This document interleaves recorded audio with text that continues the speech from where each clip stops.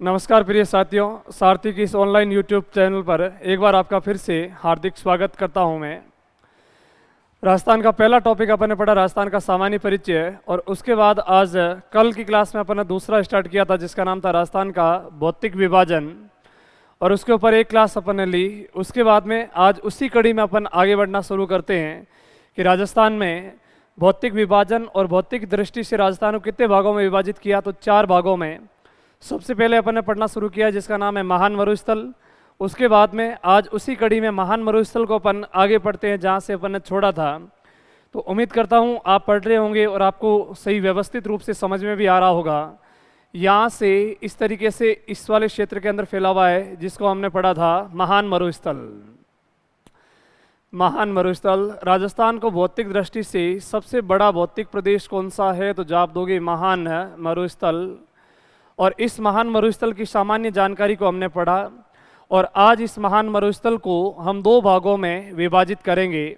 यानी आपके अंदर भी टॉपिक का हेडिंग आप डाल देना मरुस्थल का विभाजन, महान मरुस्थल, और इसमें भी फर्स्ट हेडिंग आपकी होनी चाहिए मरुस्थल का विभाजन, मरुस्थल का विभाजन।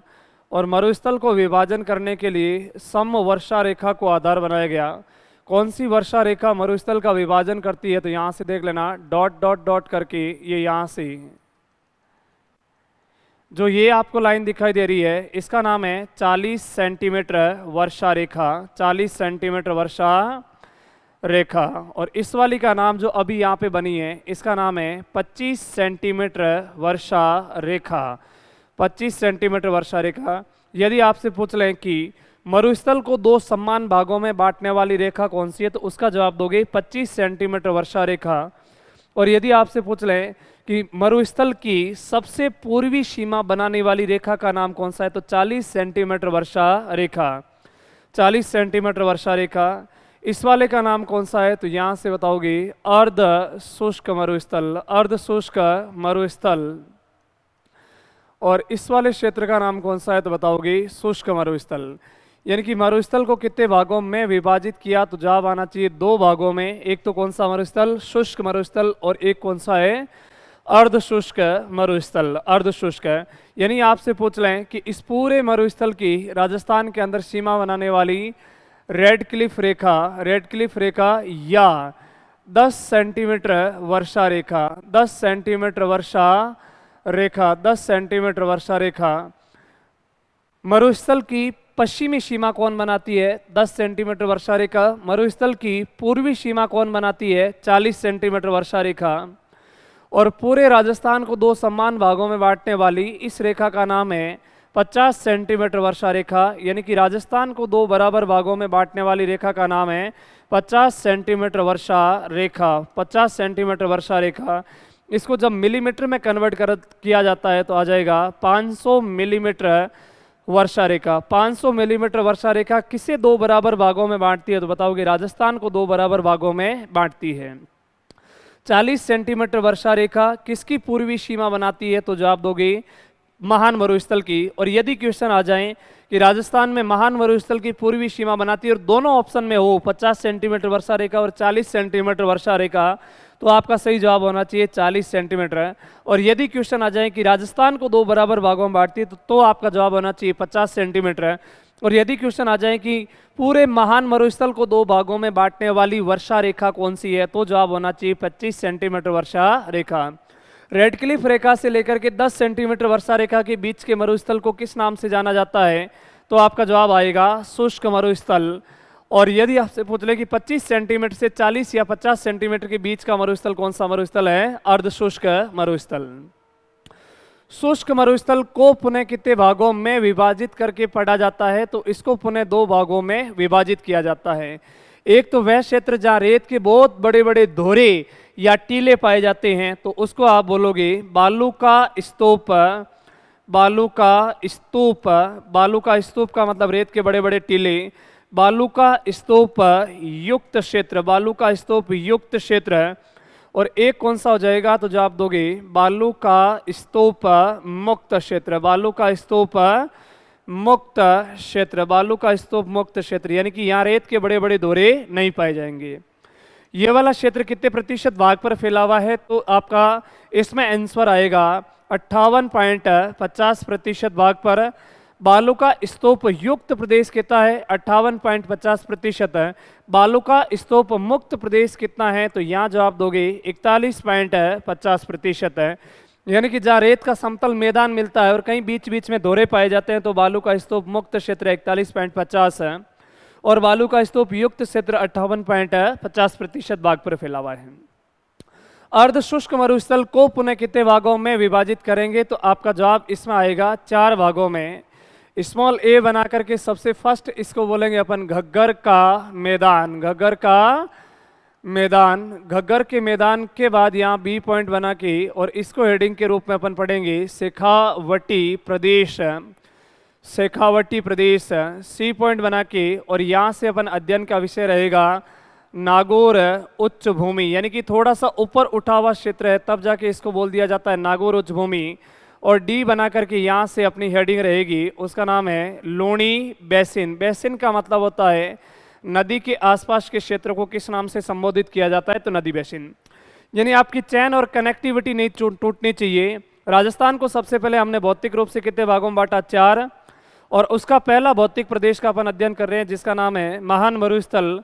और महान मरुस्थल की सामान्य जानकारी जानने के बाद में आज अपन ने स्टार्ट किया है मरुस्थल का विभाजन, और मरुस्थल को कितने रूप में बांटा है, तो जवाब दोगे 2 भागों में, एक तो शुष्क मरुस्थल और एक अर्ध शुष्क मरुस्थल।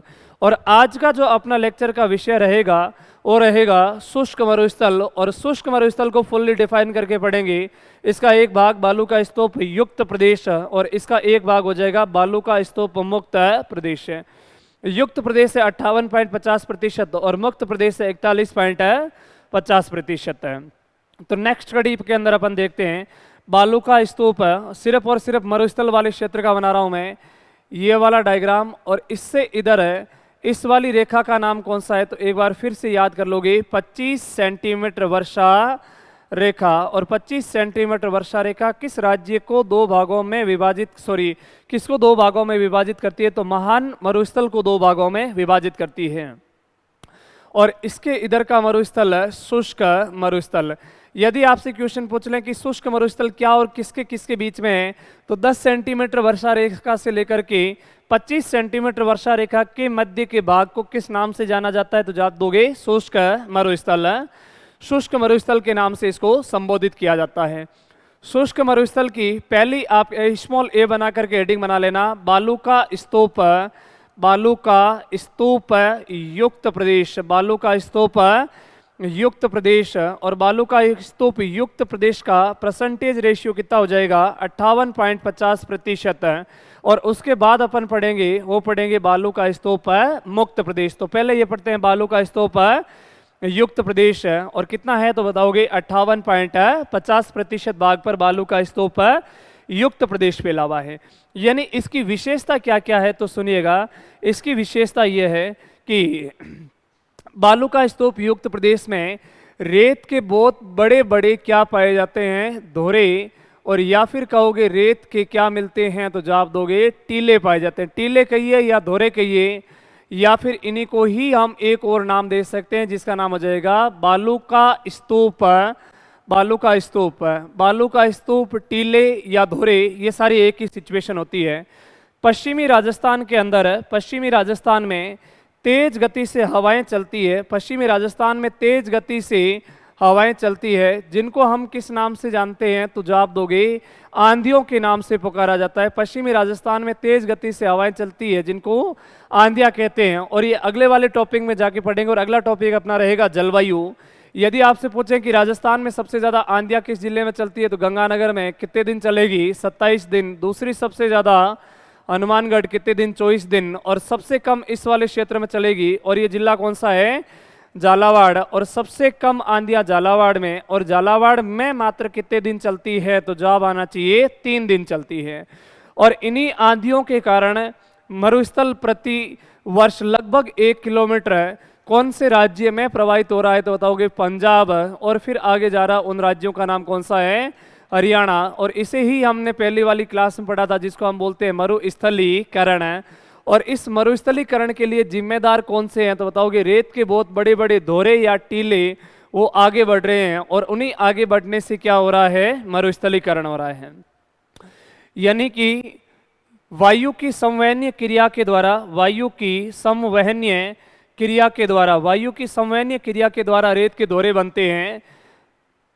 संवहनीय हवाएं, संवहनीय हवाओं के द्वारा, संवहनीय हवाओं के द्वारा, संवहनीय हवाओं के द्वारा रेत के टीलों का निर्माण होता है।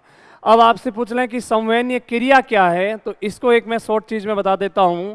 संवहनीय क्रिया, संवहनीय क्रिया के लिए समझना कि सूर्य का प्रकाश किसी स्थान विशेष पर सीधा पड़ता है तो यह अधिक क्या हो जाएगा, तापमान, और अधिक तापमान होगा तो किसका केंद्र बनेगा, निम्न वायुदाब का, और निम्न वायुदाब के केंद्र बनने से यहाँ से ये हवाएं ऊपर उठेगी, और इसी ऊपर उठने की क्रिया को हम बोलते हैं संवहनीय क्रिया। और यही ऊपर जाके कौन सी क्रिया हो जाती है, इसे संगनन की क्रिया, और संगनन की क्रिया से किसका निर्माण होता है तो जवाब दोगे बादलों का निर्माण होता है।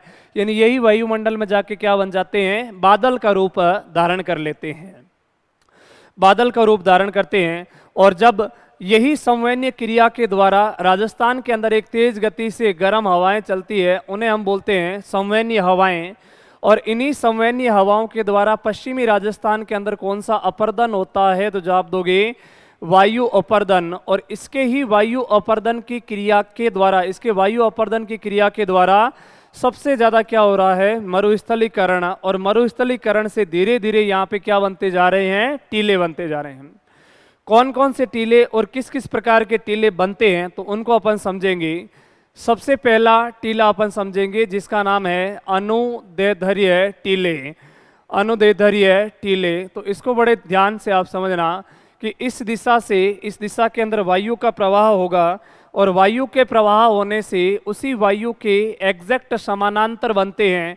और वायु के समानांतर यानी इस दिशा से आप मान के चलिएगा वायु का प्रवाह, और इस वायु के प्रवाह से वायु के समानांतर इस तरीके से टीलों का निर्माण हो जाता है। यानी कि ये टीले वायु के कैसे बनते हैं तो जवाब दोगे समानांतर, समानांतर बनते हैं, वायु के समानांतर, वायु के समानांतर इन टीलों का निर्माण होता है। और ये हमेशा कैसे रहते हैं तो जवाब आना चाहिए गतिशील अवस्था में रहते हैं। यानी टीले कौन से हैं तो बताओगे अनुदैर्ध्य टीले, अनुदैर्ध्य टीले। और अनुदैर्ध्य टीले वायु के हमेशा इस प्रवाह, और वायु के कैसे बनेंगे, समानांतर बनते हैं। वायु के समानांतर बनने वाले टीले और हमेशा कैसे रहते हैं तो बताओगे गतिशील अवस्था में रहते हैं। अतः ऐसा क्वेश्चन आ जाए कि मरुस्थलीकरण के लिए जिम्मेदार होते हैं या नहीं होते हैं, तो अनुदैर्ध्य टीले मरुस्थलीकरण के लिए जिम्मेदार होते हैं। और अनुदैर्ध्य टीले सबसे ज्यादा राजस्थान के किस जिले में पाए जाते हैं तो उस जिले का नाम बताओगे जैसलमेर में। यानी टीलों का पहला प्रकार अपन ने पढ़ा जिसका नाम है अनुदैर्ध्य टीले। और अनुदैर्ध्य टीले के जस्ट जैसे उसके जैसे के जैसे दूसरे टीले बनते हैं, उन टीलों को हम बोलते हैं कौन से तो जवाब दोगे अनुप्रस्थ टीले। अनुप्रस्थ टीले किस तरह टाइप से बनेंगे तो इनको भी देख लेना। जैसे इस दिशा से चलेगी वायु, और वायु के प्रवाह, यानी आप इसको समझिएगा वायु का प्रवाह और वायु के प्रवाह के दिशा में बनेंगे। लेकिन आगे कोई ऐसी चीज आती है जो इन टीलों का अवरोधक का काम करती है। यानी किसका काम करेगी तो बताओगे किसका काम करती है, अवरोधक का। और इन टीलों की ऊंचाई लगातार बढ़ती जाती है, और ऊंचाई बढ़ती जाती है लेकिन गतिशील अवस्था में नहीं रहते हैं, क्योंकि कोई न कोई चीज इनका किसका काम करती है, अवरोधक का काम करती है। यानी कि ये टीले गतिशील नहीं होते हैं। और वायु के किस दिशा में बनते हैं तो जवाब दोगे समकोण पर। वायु के समकोण पर बनने वाले टीलों को किस नाम से जाना जाता है तो बताओगे अनुप्रस्थ टीले कहते हैं। किस रूप में होते हैं तो जवाब दोगे ये स्थिर हो जाते हैं। और ऐसे टीले सबसे ज्यादा राजस्थान के किस जिले में मिलते हैं, बाड़मेर। बाड़मेर के बाद बताओगे जोधपुर है, और जोधपुर के बाद में करणी माता के आसपास में, यानी कौन से जिले में भी चले जाते हैं तो जवाब क्या दोगे बीकानेर तक चले जाते हैं। उसके बाद अगली कड़ी के अंदर तीसरे टीले का अपन प्रकार पढ़ने जा रहे हैं, जिस टीले को बोला जाता है कौन से बरखान टीले, बरखान टीले, बरखान टीले। वायु का प्रवाह इस दिशा से होगा तो वायु से इस तरफ से अर्धचंद्राकार आकृति के विशालकाय टीले बनते हैं। अर्धचंद्राकार आकृति के विशालकाय, यानी कि पहली चीज आपको ज्ञात हुई कि इन टीलों का आकार कैसा होता है, तो जवाब दोगे अर्ध चंद्राकार होता है। ये इन टीलों का क्या कहलाता है, तो बताओगे अवतल क्षेत्र कहलाता है। और ये इन टीलों का कौन सा क्षेत्र कहलाता है, उत्तल कहलाता है। यानी कि सबसे बड़े विशालकाय टीले कौन से होते हैं, बरखान टीले, बरखान टीले। और इधर से जो प्रवाह हो रहा है वो किसका प्रवाह हो रहा है, वायु का प्रवाह हो रहा है, वायु का प्रवाह। और वायु के सामने वाला क्षेत्र अवतल कहलाता है और विपरीत वाला क्षेत्र जिसके अंदर टीले का ढलान बहुत ज्यादा होता है वो उत्तल कहलाता है। किस आकृति के होते हैं, अर्धचंद्राकार आकृति के। और हमेशा ये टीले कौन सी अवस्था में रहते हैं, तो जवाब आना चाहिए गतिशील रहते हैं। अतः यदि आपसे पूछ लें कि मरुस्थलीकरण में सर्वाधिक जिम्मेदार, मरुस्थलीकरण में सर्वाधिक जिम्मेदार कौन से टीले होते हैं, तो उन टीलों का नाम बताओगे बरखान टीले। और या फिर आपसे क्वेश्चन पूछ लें कि कृषि योग्य मृदा के लिए सबसे ज्यादा नुकसानदायक टीले कौन से होते हैं, तो भी जवाब दोगे बरखान टीले। नवीन बरखान सबसे ज्यादा कहाँ बन रहे हैं, तो नवीन बरखान सबसे ज्यादा चूरू जिले में बन रहे हैं। और चूरू के भी कौन से गांव में सबसे ज्यादा बन रहे हैं, तो उन जिलों को जवाब बताओगे बालेरी गांव में। नवीन बरखान की अधिकता सबसे ज्यादा कहाँ पे, बालेरी गांव। और बालेरी गांव कहाँ का है, तो बताओगे चूरू का है। और यदि क्वेश्चन आ जाए कि प्राचीन बरखान सबसे ज्यादा कहाँ बन रहे हैं, तो उन जगह का बताओगे जैसलमेर। प्राचीन बरखान सबसे ज्यादा कहाँ आयोजित या फिर कहाँ बन रहे हैं, तो बताओगे जैसलमेर में। बरखान टीलों की सबसे ज्यादा अधिकता राजस्थान के किस क्षेत्र में पाई जाती है, तो बताओगे शेखावटी में। बरखान टीलों की सबसे ज्यादा अधिकता शेखावटी में। और इसके अलावा भी यदि आपसे पूछ लें कि राजस्थान के अंदर गंगानगर और हनुमानगढ़ में घग्गर के मैदान में कौन से टीलों की अधिकता हो रही है, तो भी जवाब क्या दोगे, बरखान टीले। और इन टीलों की आकृति किसके जैसी होती है, तो बताओगे सीफ की आकृति के टीले। कौन से आकृति के टीले, सीफ की आकृति के टीले कौन से होते हैं, बरखान टीले। यानी कि विशालकाय और अर्धचंद्राकार आकृति के टीले कौन से टीले होते हैं, बरखान टीले। बरखान टीले के बाद में 4th नंबर के टीले अपन पढ़ने जा रहे हैं जिनको बोला जाता है पैराबोलिक टीले। यानी याद रखोगे पैराबोलिक टीले। और पैराबोलिक टीलों का निर्माण किस तरीके से होता है, तो ये इस तरीके से एक टीले बनते हैं, इनको बोला जाता है पैराबोलिक टीले। मरुस्थलीय क्षेत्र में बड़ी बड़ी झाड़ियों के पीछे बनने वाले टीलों को कौन से टीले बोला जाता है, तो बताओगे पैराबोलिक टीलों के नाम से इनको जाना जाता है, पैराबोलिक टीलों के नाम से जाना जाता है। और ये पैराबोलिक टीले यदि आपसे पूछ लें कि कहाँ सबसे ज़्यादा पाए जाते हैं, तो जवाब आना चाहिए संपूर्ण मरुस्थल में लगभग सभी पूरे के पूरे मरुस्थल में कौन से टीले पाए जाते हैं, तो बताओगे पैराबोलिक प्रकार के टीले पाए जाते हैं। नेक्स्ट है पैराबोलिक टीले। और पैराबोलिक टीलों के जैसे ही एक 5वां प्रकार होता है, उनको हम पढ़ते हैं किसके नाम से, तो बताओगे सब्र काफिज के नाम से। सब्र काफिज टीले कैसे होते हैं, तो बताओगे मरुस्थलीय क्षेत्र में छोटी छोटी झाड़ियों के पीछे, मरुस्थलीय क्षेत्र में छोटी छोटी झाड़ियों के पीछे बनने वाले टीलों को, छोटी छोटी झाड़ियों के पीछे बनने वाले टीलों को किस नाम से संबोधित किया जाता है, तो यहाँ आपका जवाब होना चाहिए सब्र काफिज के नाम से संबोधित किया जाता है। नेक्स्ट है मरुस्थल का इस टाइप का कोई क्षेत्र, या एक और याद रख लेना कौन सी, तारा बालू का स्तूप। तारा बालू का स्तूप है। यानी कि इधर से भी वायु चले, कभी इधर से वायु चले, कभी उधर से वायु चले, और अपनी डायरेक्शन बदलते बदलते इस टाइप से कोई टीलों का निर्माण हो जाए। यानी कि किसके जैसी आकृति बने, तो क्या बताओगे, तारे के जैसी। और ऐसे टीले जिनकी कम से कम कितनी शाखाएं हो, तो जवाब क्या दोगे, 3 शाखाएं। ऐसे टीले जिनकी कम से कम 3 शाखाएं हो, ऐसे टीलों को कौन से टीले कहा जाता है, तारा बालू का स्तूप कहते हैं। इसके अलावा एक और आकृति बनती है जिनको हम पढ़ते हैं ज्यूगेन आकृति के रूप में, यानी याद रखना कौन सी आकृति, तो उस आकृति का नाम बताओगे ज्यूगेन आकृति। ये किस टाइप की आकृति होती है, तो सुनिए, इस टाइप का कोई टीला होता है और उसके ऊपरी भाग कट के और खड्डा बन जाए, उसका ऊपरी भाग कट के और खड्डा बन जाए, ऐसे क्षेत्रों को किस नाम से जाना जाता है, तो बताओगे ऐसी आकृति को ज्यूगेन आकृति कहते हैं। यानी इस आकृति का नाम हम कौन सी आकृति दे सकते हैं, तो बताओगे ज्यूगेन आकृति। टीले का ऊपरी भाग वायु की चपेट के कारण कट के खड्डा बन जाए और ऐसे खूब सारे खड्डे बने, तो उन आकृति को बोला जाता है ज्यूगेन आकृति के नाम से जाना जाता है। ये तारा बालू का स्तूप सुन लेना, सबसे ज्यादा राजस्थान के किस जिले में मिलते हैं, तो बताओगे जैसलमेर। और जैसलमेर के बाद कहाँ पाए जाते हैं, तो बताओगे बीकानेर। यदि आपसे पूछ लें कि करणी माता के मंदिर के आसपास में, करणी माता मंदिर के आसपास में, देशनोक के आसपास में किस प्रकार के टीलों की प्रधानता है, देशनोक के आसपास में, तो जवाब दोगे किस प्रकार के टीलों की प्रधानता है, तारा बालू का स्तूप की प्रधानता पाई जाती है, ज्यूगेन। और एक चीज आगे जाकर के वो समझना, यदि आपसे पूछ लें कि एक ऐसा शब्द मिल जाए जिस शब्द को पढ़ा जाता है धरियन, धरियन क्या है, तो जवाब देना कि इन धोरों का लगातार आगे बढ़ना, धोरों का लगातार आगे बढ़ना किस नाम से संबोधित किया जाता है, तो जवाब दोगे धरियन कहलाता है। और राजस्थान में सभी प्रकार के टीले, राजस्थान में सभी प्रकार के टीले किस जिले में पाए जाते हैं, तो उस जिले का नाम लोगे जोधपुर है। और राजस्थान में सबसे ज्यादा टीले यानी कि सर्वाधिक टीले किस जिले में पाए जाते हैं, तो उस जिले का नाम लोगे जैसलमेर में। राजस्थान में सर्वाधिक टीले जैसलमेर में, सभी प्रकार के टीले कहाँ पाए जाते हैं, तो यह जवाब दोगे जोधपुर में। नेक्स्ट है, अगला अपन समझते हैं इसी कड़ी के आगे, शुष्क मरुस्थल पढ़ रहे हैं। शुष्क मरुस्थल के अंदर एक ऐसी चीज अपन ने पढ़ी जिसका नाम है बालू का स्तूप युक्त प्रदेश, यानी कि वे प्रदेश जहाँ रेत के बहुत बड़े बड़े टीले पाए जाते हैं उसको पढ़ा।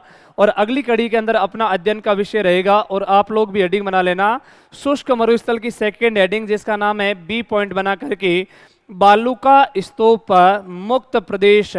और मुक्त प्रदेश कितना है, तो बताओगे 41.50% भाग पर कौन सा प्रदेश पाया जाता है, बालू का स्तूप मुक्त प्रदेश के नाम से पढ़ा जाता है। इस बालू का स्तूप मुक्त प्रदेश की विशेषता यह है, बालू का स्तूप मुक्त प्रदेश का राजस्थान में सबसे बेस्ट एग्जाम्पल क्या क्या हैं, तो सुन लेना। एक चीज क्या हो जाएगी, इधर से इस क्षेत्र का नाम याद रखोगे पोखरण। पोखरण जगह कहाँ की है, तो उस जगह को बोलोगे जैसलमेर, पोखरण जैसलमेर। यहाँ से एक चीज याद रखोगे जिसका नाम है फलोदी, और फलोदी जगह कौन से जिले की है, तो जवाब दोगे जोधपुर है। और यहाँ से एक जगह है, उस जगह का नाम है बालोतरा बाड़मेर।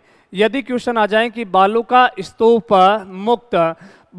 स्तूप मुक्त क्षेत्र के सर्वोत्तम उदाहरण दीजिए, तो क्या क्या उदाहरण दोगे, पोखरण जैसलमेर, फलोदी जोधपुर और बालोतरा बाड़मेर। और इसके बीच में कहीं कहीं पे चट्टानी प्रदेश पाया जाता है, और उसी चट्टानी प्रदेश को किस नाम से संबोधित किया जाता है, तो उसको आप बताओगे हम्मादा कहते हैं।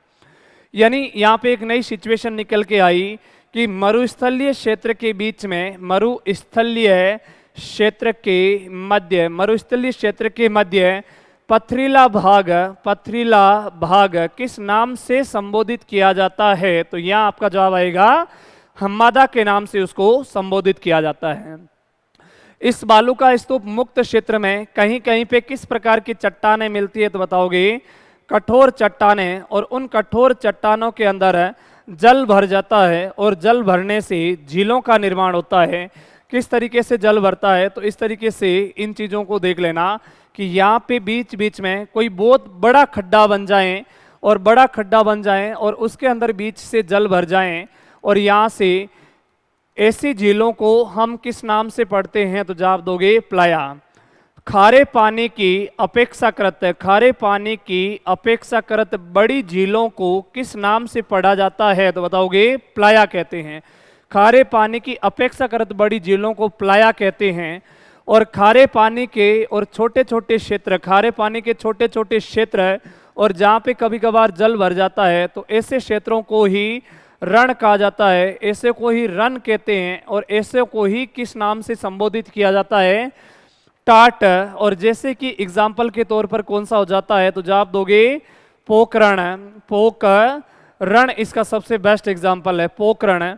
राजस्थान में सबसे ज्यादा रण किस जिले में मिलते हैं तो राजस्थान में सबसे ज्यादा रण मिलेंगे जैसलमेर, और जैसलमेर के बाद जाएंगे कहाँ पे, बाड़मेर, और उसके बाद जैसे जैसे धीरे धीरे गुजरात की तरफ चले जाओगे तो यहाँ से एक कंप्लीटली फैला हुआ है जिसको अपन पढ़ते हैं किसके नाम से, कच्छ के रण, यानी कि वहां किसका रण हो जाएगा तो जवाब दोगे कच्छ का रण।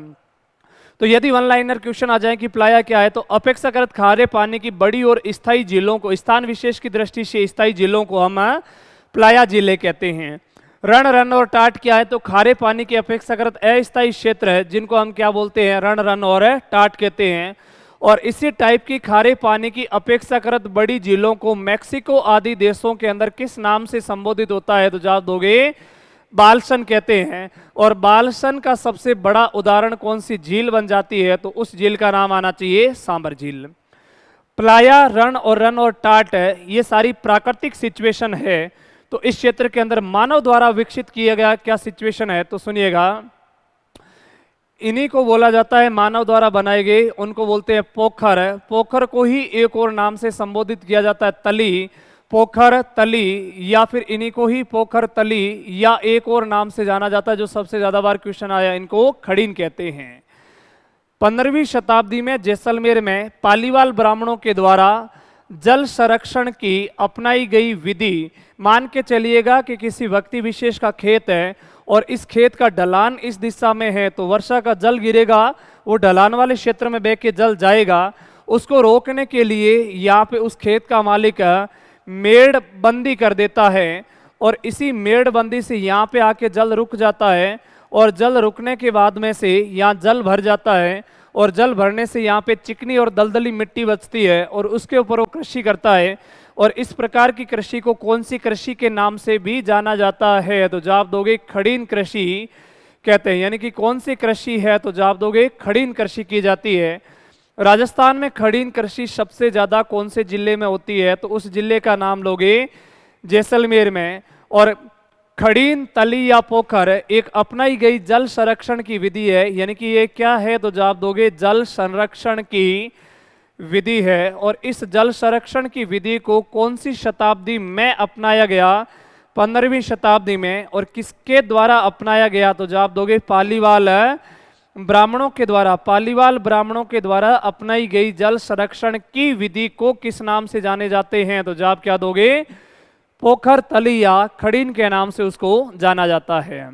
नेक्स्ट है, इसी जैसलमेर क्षेत्र के अंदर सुन लेना, काजरी के वैज्ञानिकों के द्वारा एक अनुसंधान करके खोजा और ज्ञात किया और पाया कि आज की जो घग्गर नदी, इसको हम प्राचीन ग्रंथों के अंदर किस नदी के नाम से पढ़ते हैं, सरस्वती।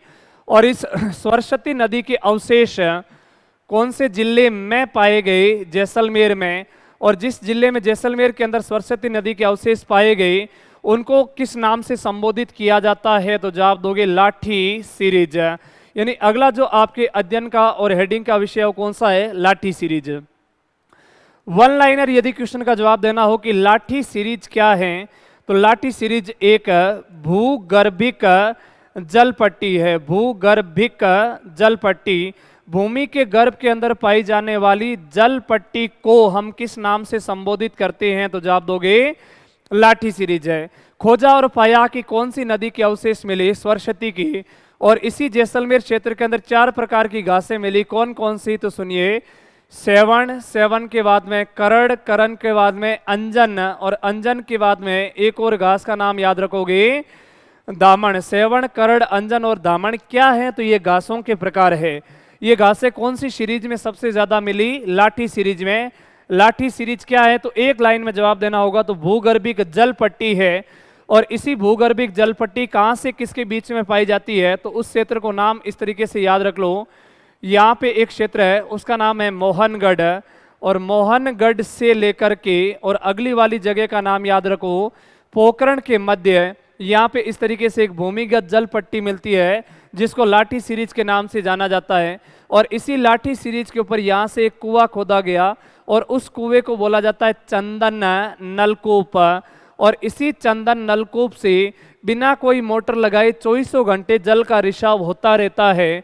अतः इस चंदन नलकूप को किसका गड़ा कहा जाता है? तो जवाब दोगे थार का गड़ा। थार के गड़े के नाम से किसको संबोधित किया जाता है? तो जवाब दोगे चंदन नलकूप को संबोधित किया जाता है। और लाठी सीरीज मोहनगढ़ से लेकर के किसके बीच में पाई जाती है? पोखरण के बीच में। और इसी क्षेत्र के आसपास में सुनिए एक चीज है, जहाँ पे 18 करोड़ वर्ष पुराने, यानी कि यहाँ पे एक गांव है जैसलमेर में, उसी गांव का नाम कौन सा है? तो उस गांव का नाम है आंकल गांव है। और उस आंकल गांव में लगभग कितने करोड़ वर्ष पुराने? तो जवाब दोगे 18 करोड़ वर्ष पुराने। 18 करोड़ वर्ष पुराने किसके अवशेष मिले? तो जवाब आना चाहिए जीवाश्म के अवशेष मिले हैं। और इन जीवाश्म के अवशेष, यानी कि जीवाश्म के अवशेष हमेशा किन चट्टानों में पाए जा सकते हैं? तो एक बात सिद्ध है कि जैसलमेर के नीचे किस प्रकार की चट्टानें मिलती है? अवसादी चट्टानें। और अवसादी या सेडिमेंट्री रॉक्स का निर्माण हमेशा एक परत के ऊपर दूसरी परत, दूसरी परत के ऊपर तीसरी परत है, यानी कि परत दर परत किस चट्टानों का निर्माण होता है? अवसादी। और उन्हीं अवसादी चट्टानों के अंदर किसके अवशेष मिलते हैं?